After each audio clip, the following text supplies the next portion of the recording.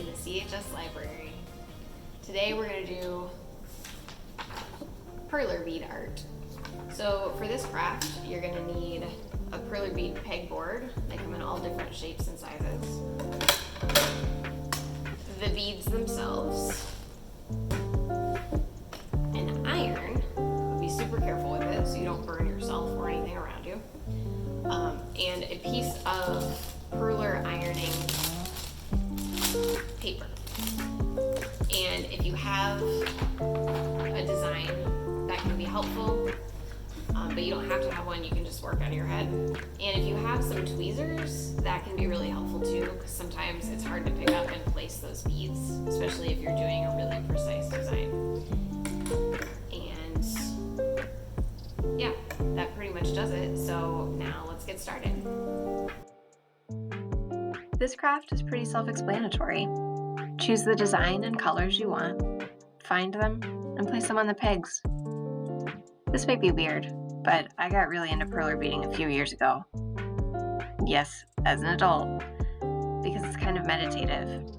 The things you can create end up looking almost pixelated, like an 8-bit or a 16-bit video game, which is really nostalgic for me because I grew up playing Super Mario Brothers and Duck Hunt, and later Pokemon Red on my friend's Game Boy because my parents wouldn't let me have my own.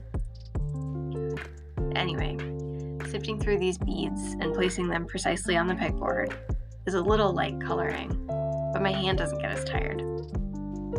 And you can make literally whatever you want. My refrigerator at home has a bunch of Perler Bead Adventure Time character magnets on it, and I've given people Perler Bead character ornaments and coasters for Christmas. I highly recommend this as a way to de-stress.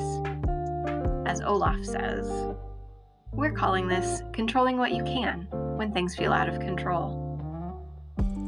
And then you have something cool and marginally useful when you're done.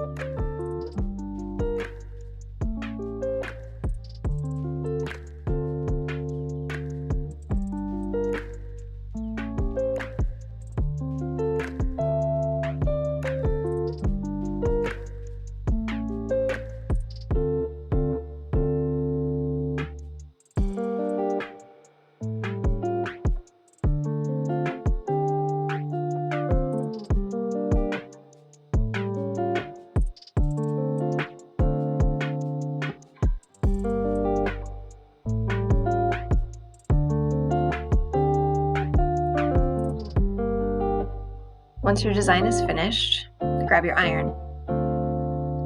Wait until your design is finished to plug your iron in.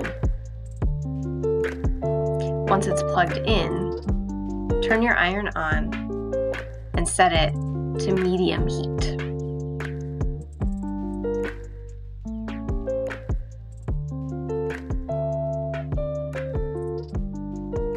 Then you'll need to give it some time to warm up. Cover your design with your ironing paper.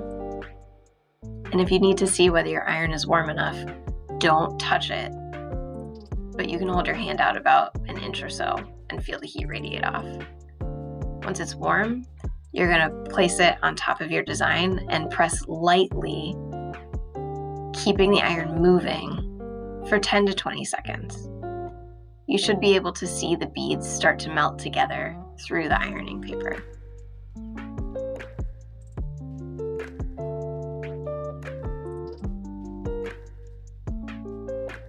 When you're finished ironing, go ahead and unplug your iron. And then put it somewhere safe so you don't run into it.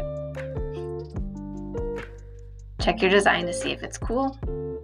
You might have to wait a minute or two.